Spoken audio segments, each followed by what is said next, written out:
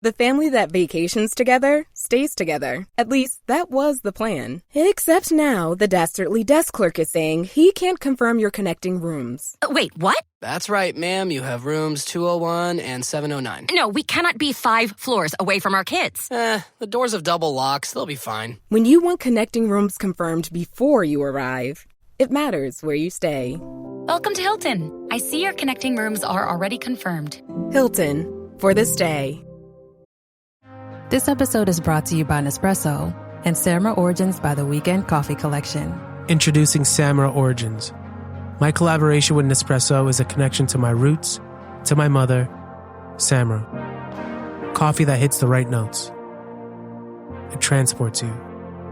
Crafted with unique notes and bold, soaring flavors. Experience a taste that moves you.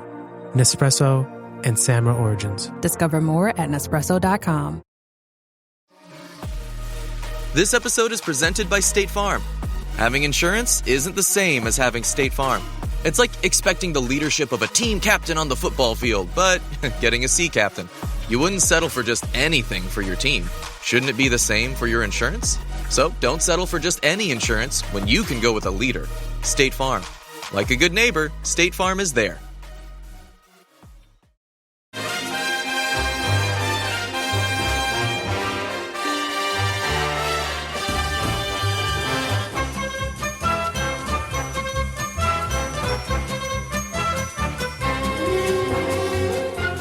Hello everyone and welcome to How Are The Podcast. It's Gav and you. Join us for another news update. Plenty going on in the world of Sunderland. We're here to bring every inch of it back to you.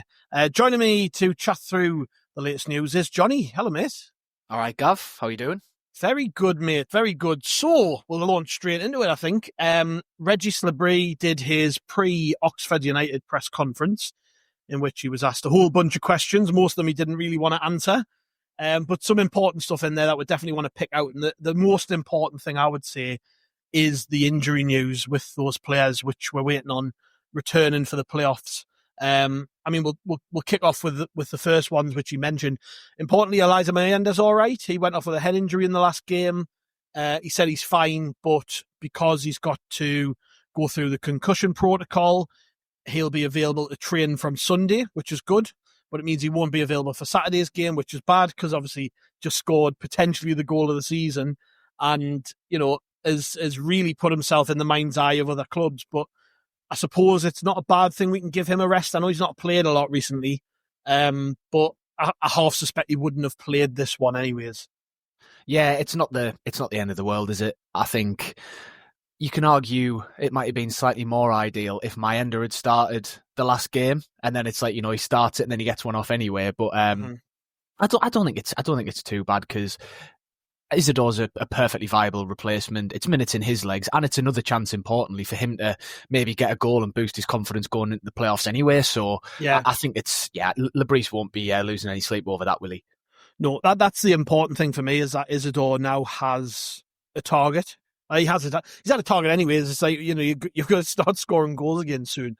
But he's not daft and he'll know that Mayenda has played himself into contention. If we were playing the playoff semi-final first leg on Monday, I think Mayenda would be the one starting up top. Yeah. However, Isidore has had a lot of chances recently. He's going to get another one. And for me, the conversations this week have to be with Wilson. It's always like, come on, you know, this is a chance. Go to Oxford. Get yourself back in the goals, put a shift in, get a good performance into you. You never know, you might start one of those games because, you know, I'm not saying he's running out of chances, but we are running out of games, aren't we? So he's basically got this one and the game on the last day of the season at QPR, the QPR game. He's got those two games to basically put himself into the thinking when it comes to the manager. So yeah, I probably would have started Isidore on this one anyways. I half suspect that when we'll come on to this because he was asked about it, but I half suspect when it comes to picking his strongest team for that QPR game, it'll be Mayenda starting. So yeah, Isidore has a chance at least. Other injury news, all positive actually, non-negative. Romain Mundle, Dan Ballard and Adji Elise have all got the same target of returning for the QPR game, or at least being a part of the squad, which is good. You would suspect with those three that they won't start that game, but they will be involved from the bench at least in the squad. With Mundell, we've got to be very careful with it being a muscle injury. But again, though, 3 big updates. I mean, we're going to need a squad, and I think that was a big message coming out of this press conference from Régis Le Bris, that it's not just about 11 players. He was asked about have you got your first 11 in your head? And he was asked a bunch of questions around that topic, and he made it clear it's not just about 11 players. I'm going to need every single player. Even the ones who aren't in the squad are going to be going away with us, and they're going to be part of it because we need everybody on board. So I think regardless of the fact whether I think Mundell will start when it comes to the playoffs, but with Elise and Ballard, maybe not so much because they've been out for a while, but still, if we need to see a win out or we need to defend for our lives in a situation, there you go. Two of the best defenders in the league, in my opinion, both quality players who just had fitness problems, but it's good to have those options again, isn't it? Yeah, and I think you're right to point out the difference between what they'll be needed for in the playoffs, because as you say, Mundell's obviously, if he's fit enough, going to be one of the first names on the team sheet for the starting 11. But we might actually see that Mundell and Lefay partnership, which we've yet to see. Don't speak it aloud, otherwise you'll curse him again. One of them's always injured when the other one's fit. Yeah. But yeah, he'll definitely be starting, won't he, if he can. Whereas Ballard and Elise, like you say, more likely to be involved from the bench. All great options, but I think that'll probably be informing the club and the coaching staff on what to do with the recovery and bringing them back. Is, Mundell with an eye to probably having to start the playoffs, certainly the second leg of the semis, if not the first. He's probably going to be needing to be stepped up a little bit quicker, if you're thinking of needing him to be match fit. Whereas you look at Ballard, you look at Elise especially, I mean, he's one where I think you really can afford to take your time. So it'll be interesting to see how many minutes they get, assuming that they do get minutes over the 90 against QPR. But yeah, I think overall, I mean, it's good news, isn't it? Players coming back's never a bad thing. And it's just a shame that it almost feels like it's just like a game or two later than you want. If they were coming back a couple of weeks ago and you can start phasing them in over the Easter weekend and that, then maybe it's a bit more ideal. But do you not think that's probably by design though? Like, if we'd needed them, I reckon, in the case of most of these players, if these were games we really need them for, they would have been involved earlier. I think they've purposely took, especially with Elise as a player who's, struggled to stay fit. I think they've purposely took the time. I think if we really needed them, like if the last 4 or 5 games were going to be a case of you either finish in the top 6 or you don't, I think we would have seen these players. I do. Yeah, I agree. I just think it's only purely from the perspective of match fitness is the only thing where you may be thinking it'll be a little bit light. But if it's sacrifice, an extra sub appearance or 2 for a bit of match fitness, but then you don't lose them for a breakdown of the same injury and they're out for another 3 months again, it's a pretty easy call to make, isn't it? Yeah. And with Elise, it gives us an option to rotate Serkin out as well. Somebody who can go to left back, and because Serkin's obviously had his problems, he's going to be back this weekend, which is good news, as is Jensen Seelt. So there's another 2 defenders back. All of a sudden, we look like we've got options. It is good. And the manager said that with Serkin, he'll be on the bench and he's hoping to give him 25 to 30 minutes in the game. So that's good. And that's, I guess, an indication of where he's at. If he gets at least half an hour out of that game, he's probably going to start the QPR game all going well. And then because you want to get some minutes into Elise, you might give him 20 odd minutes towards the end of the QPR game. So while we're still talking about playing our best team and playing with more intensity, there's still going to be an element of rotation just to get minutes into legs that need it, and to look after some of the players who are just coming back and we don't maybe want to push them. Like, there's no need to give Dennis Serkin 90 minutes at the weekend. And like I said before, if we'd really needed him, he probably would have played the last couple of games. He's obviously, just being eased back in, but still, like I say, Serkin coming back and Seelt coming back, all of a sudden we've got options. We're not looking at Joe Anderson, and we're not, all due respect, Joe Anderson did actually all right the other day, I thought.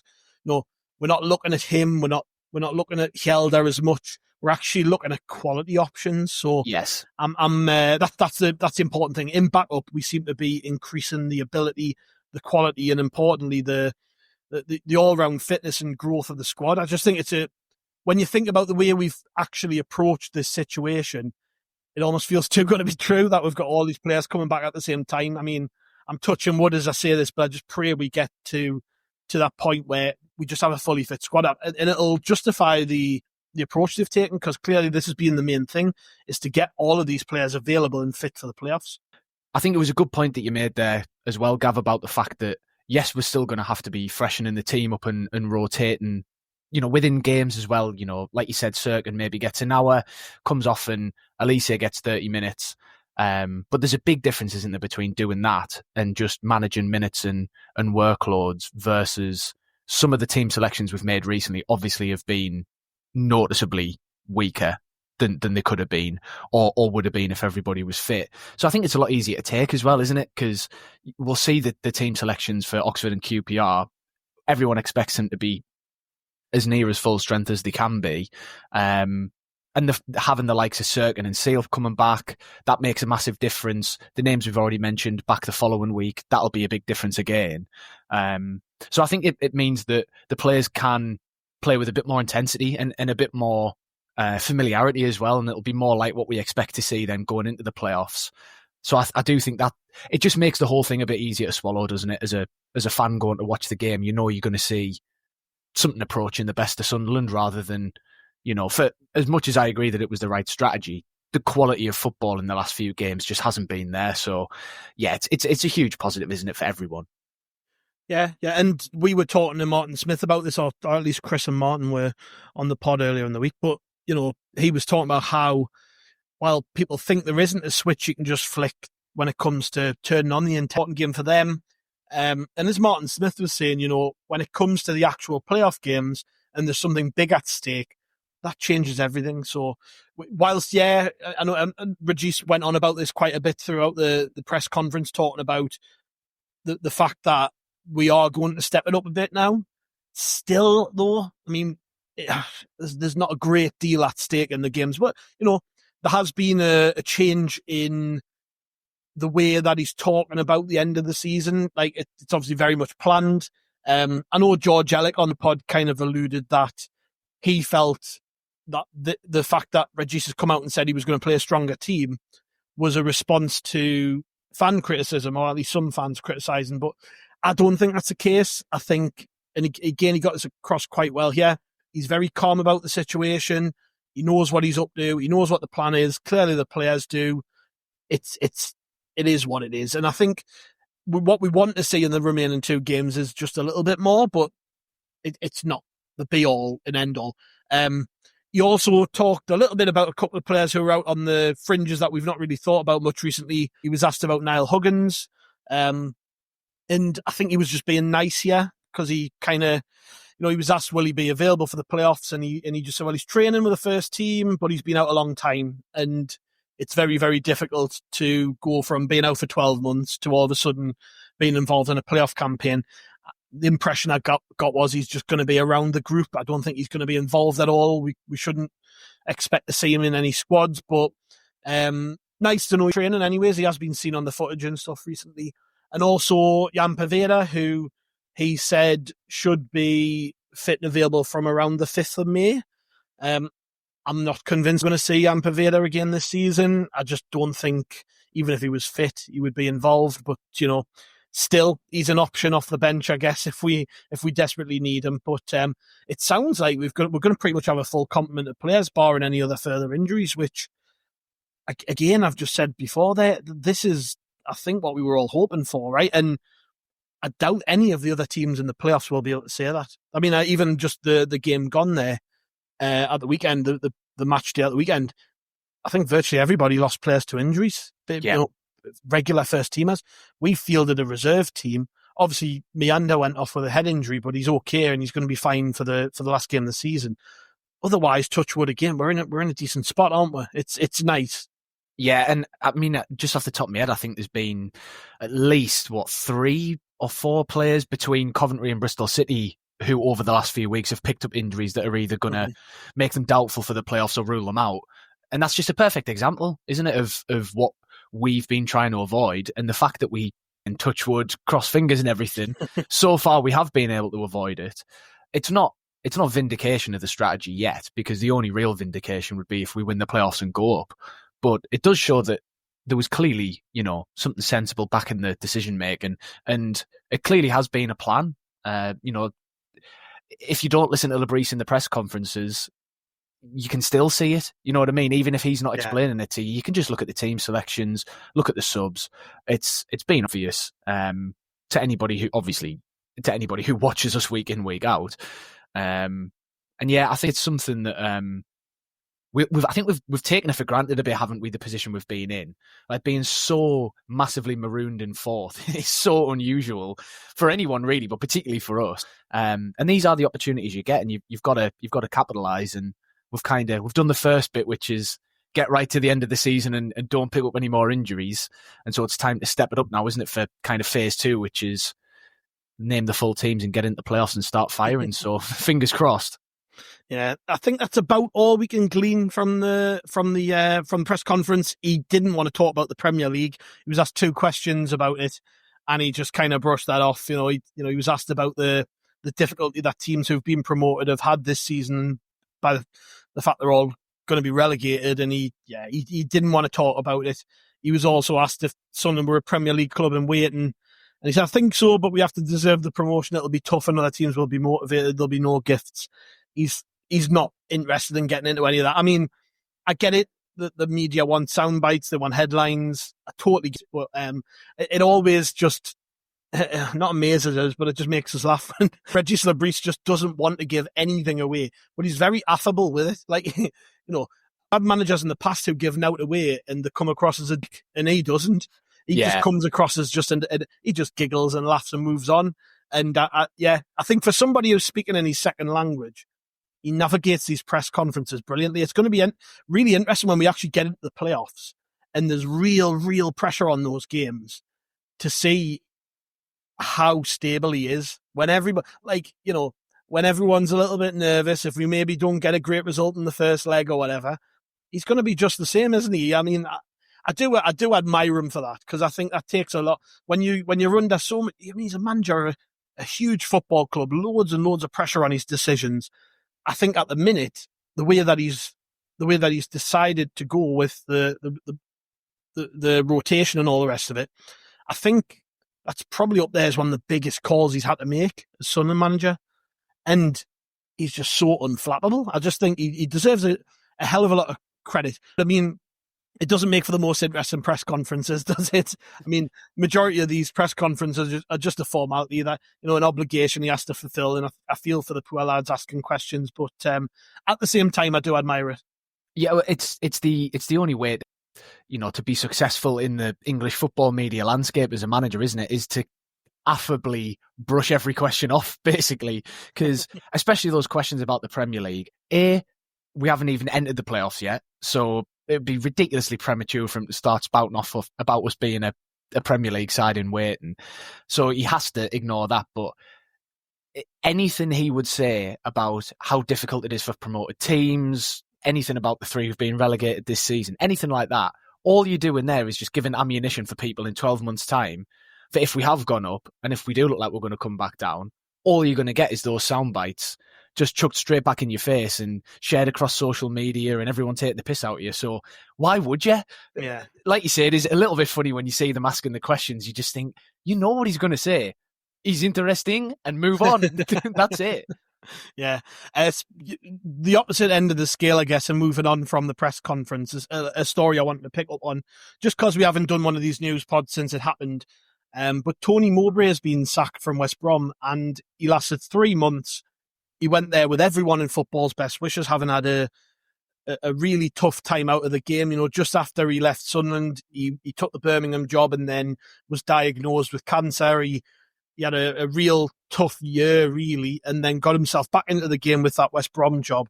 But it just didn't work out for him. And it's a little bit sad to see, if I'm honest, that he went to a club where he was loved and the fans adored him, and it just didn't work out. And reason I picked this up as well was, I don't know if you've seen the quote doing the rounds, which something he said after the game at the weekend, which might have been the final straw. I don't know. He might have known he was on his way out the door.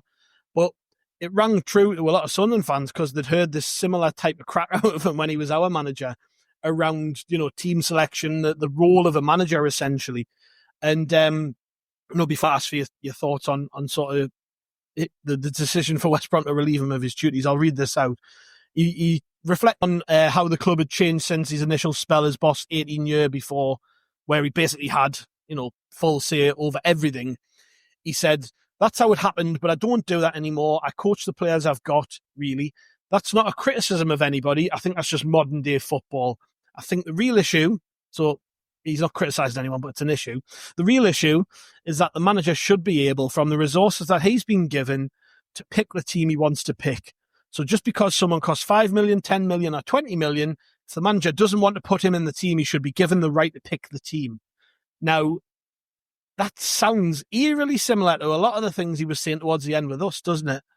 I mean, just your thoughts on Tony Mowbray leaving West Brom and what he had to say there. Because, I mean, I do feel sorry for him, but I don't like to say this, but, maybe the game is moving past people like that. Like, if you can't accept it, you're going to find yourself on the outs, really.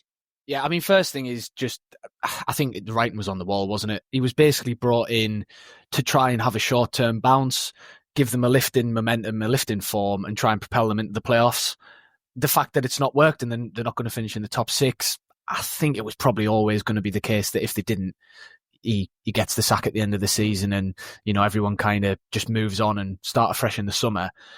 Those quotes are very interesting. And I think the main thing I'd take away from it, from a Sunderland point of view, is either Tony Mowbray continually uses that as an excuse when he knows he's under pressure and about to lose his job, or it's very commonplace because it just so happens that multiple clubs he's been at have operated under the same model and everyone's doing it.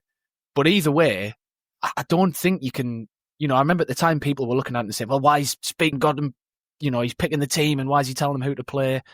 Well, either it's a convenient excuse or it's something that's more common than we think. But either way, it's not just a Sunderland thing. You know what I mean? And as you say about maybe the game starting to pass certain people by, I think Mowbray's probably at the end of his shelf life as a manager anyway, partly because of the health issues. I feel sorry for the bloke because, I think he's clearly a really sound personality. But yeah, he and Alex Neil sounded very similar when they left Sunderland, complaining about things from above and either not being backed or not being given the freedom they need.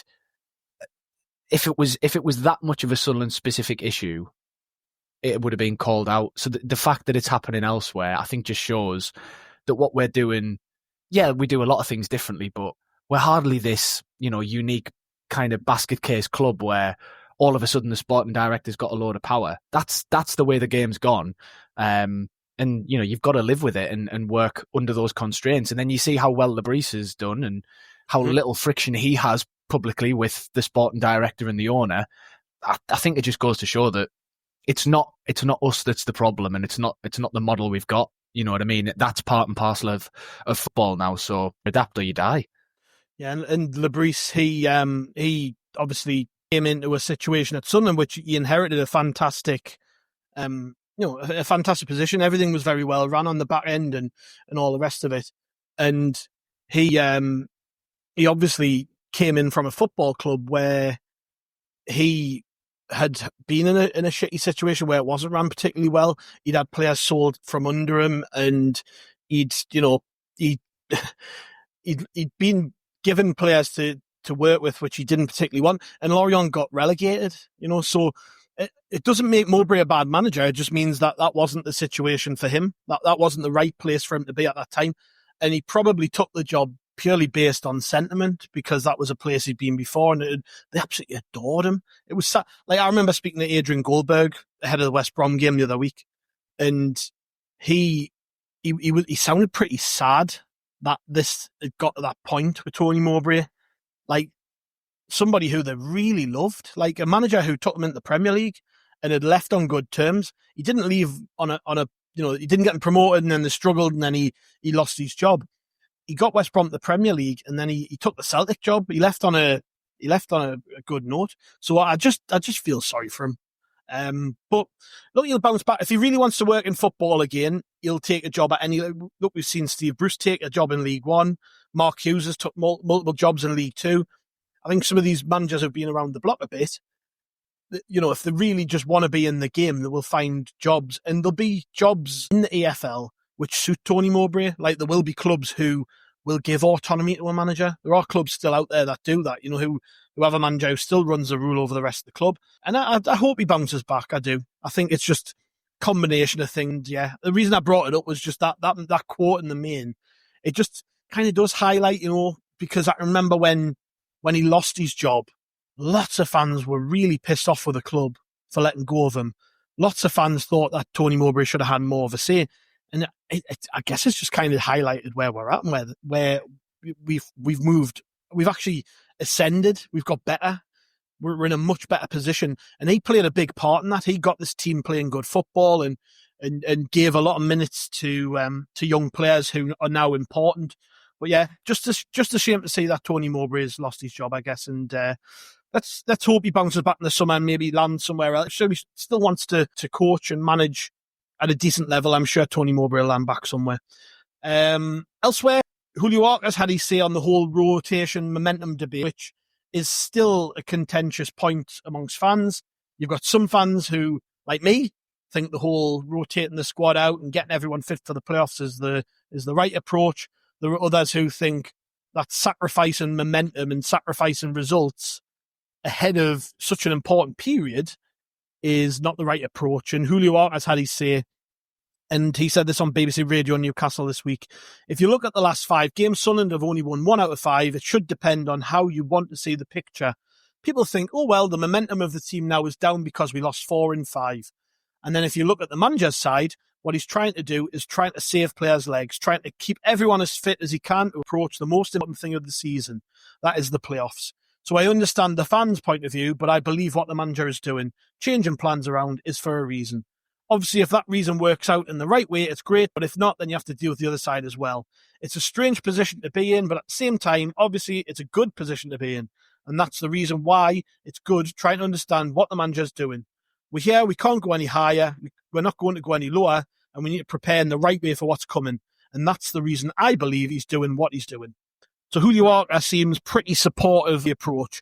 And again, I bring this up because this week alone, we spoke to Gary Hours on the Bristol City preview pod. We had Gordon Armstrong on after the Bristol City game. We've had Martin Smith on this week. And they all said pretty much the same thing, because Chris put the questions to them like, is this the right approach? Do you think that what Sunderland are trying to do for the playoffs is a good thing?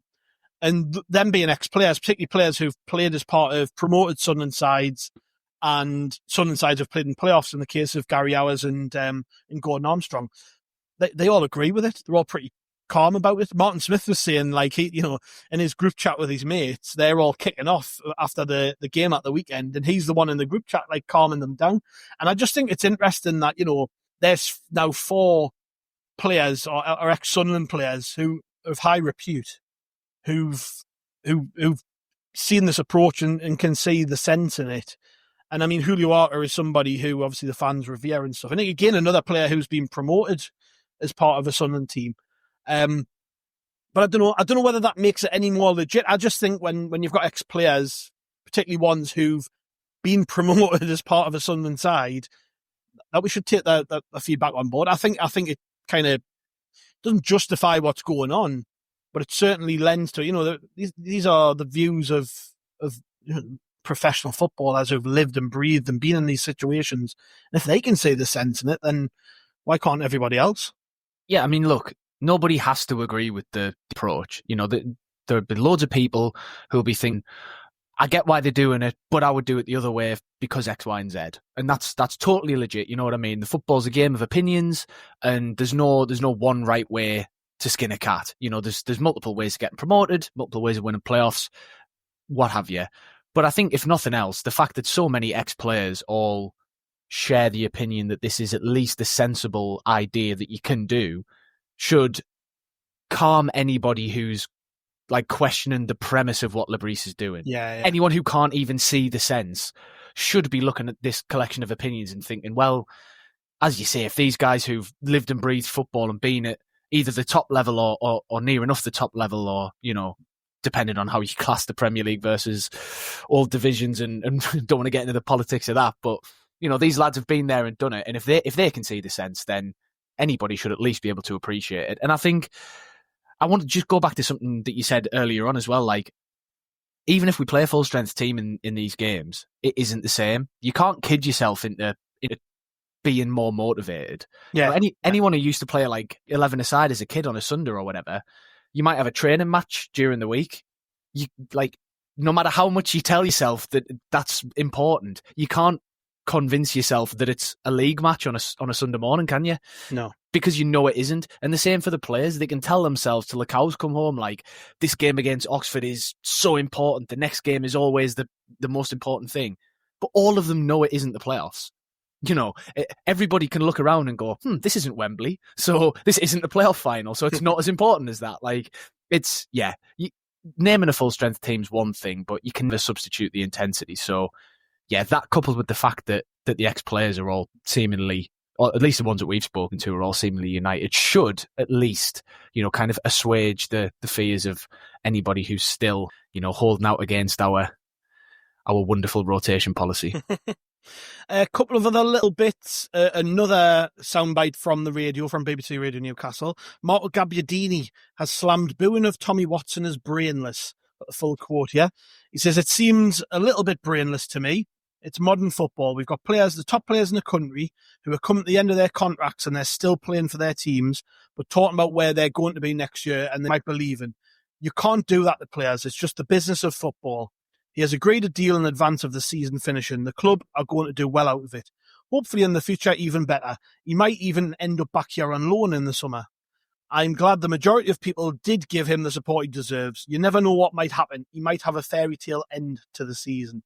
It's, again, a topic which has rumbled on a little bit and quietened off a bit, I would say, after the weekend's game, because Tommy Watson actually played pretty well. I think he'd done a good job of responding to his critics when it came to what's gone on with his situation, and he's done a very good job of at least keeping himself in the conversation for the end of the season and the final remaining games. But at the same time, I think Marco's got a point, and I think that, and I've said it repeatedly, I think it was ridiculous to boo him. I don't agree with his stance and why he's left, and I don't agree with the timing of it.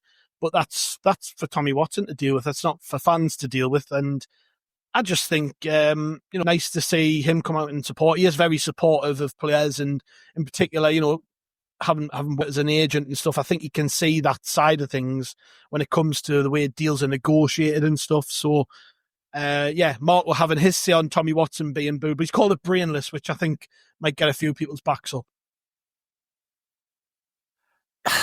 It's a tricky one for me, right? Because I totally agree with his general point. And I think, look, it's football. Football's a business now. If players want to move on, that's part and parcel of the game. The same way that when we go in for the, make a bid for a player at a smaller club than Sunderland, we just kind of expect to sign them. Can't really complain when that happens to us. That's just the pecking order. So all of that's fair enough. And if people are booing Watson just because he's agreed a move, then I think that's, totally wrong. What complicates it a bit, though, is Ian Hart's comments. As much as we don't want to keep feeding that particular flame, if you're liking comments on social media insulting your own fan base, you're going to get some back. I'm afraid, again, that's also part and parcel of football now that players have to be aware of. And I go back to that Bristol City performance, and I just think, that was an unforgivable lack of effort, or it seemed like that, from the outside looking in. We all said it, even people who, like me as somebody who doesn't like to criticise the players in terms of the application. Like, I think for me, even though some of them might not play particularly well, they go out there and they try their best. And it did have that feeling about it that he just wasn't putting himself 100% in everything. But then, as I've said, I think he followed that up with a good performance the other day. So maybe that was a response, him showing that he does care. Yeah, hopefully. And if he continues to, if he, is on the pitch at any point in the remaining games, hopefully, he puts 100% in and proves any doubt is wrong. But I think back to the start of the season, and look, we all knew Jack Clarke was leaving, but in those couple of league games that he started, he was, running hell for leather. He was trying things. He was being brave. if we'd seen a bit more of that from Watson in the last few games, I don't think he'd get anywhere near as much criticism as he's getting right now. But like you say, look, hopefully he can turn it around with a couple of performances. And I don't think it should leave a lasting kind of black mark against his name in the minds of Sunderland fans. Like, if we play against him in the future at Brighton or anywhere else, I wouldn't like to see him getting booed as the teams are read out or anything. It's just one of those, isn't it, where it's a bit of a storm in a teacup, and while it's in the moment and it's happening, there'll be people who are overly emotional on both sides. But I think, in the long run, it's going to die down, isn't it? It's not like the Darren Bent saga where we were still talking about it. Like, we're still talking about it now. Well, I mean, the fact that I just brought it up shows that, doesn't it? So, yeah, I don't expect it to be anything ridiculous, but yeah, I agree with the general point. I just think Watson didn't help himself, but still, he's only young. We've got some great stuff up on the Rotor Report website, and of course on the Howie the podcast feed. There's obviously our match preview, which we did with George Ellick from Not Top 20 podcast. He's also a Oxford United fan, so we didn't just get his expert views on the championship and the playoff race, but also his beloved Oxford United. So make sure you catch up with that. There are pods from this week with Martin Smith, as I mentioned before, Gordon Armstrong. So there's plenty to catch up on. Make sure you grab all of those if you haven't already listened to them. Around the game, we've got a reaction pod after the match. I think, Johnny, you're on with Chris, which should be good. I'm out on the beer, so I'll not be doing any podcast, but I will be doing a bleary-eyed Sunday morning podcast. I'm not sure who's on with us yet. I think Martin and maybe a guest, which we're trying to figure out at the minute. So there's plenty to come over the coming days. Make sure you subscribe. If you're not already subscribed to Howie the podcast, it means that you're getting notifications every time the pod drops and things like that. So important to get subscribed. It does make a difference. And we'll be back with another pod in the coming days. Thank you very much for listening. We'll catch you then.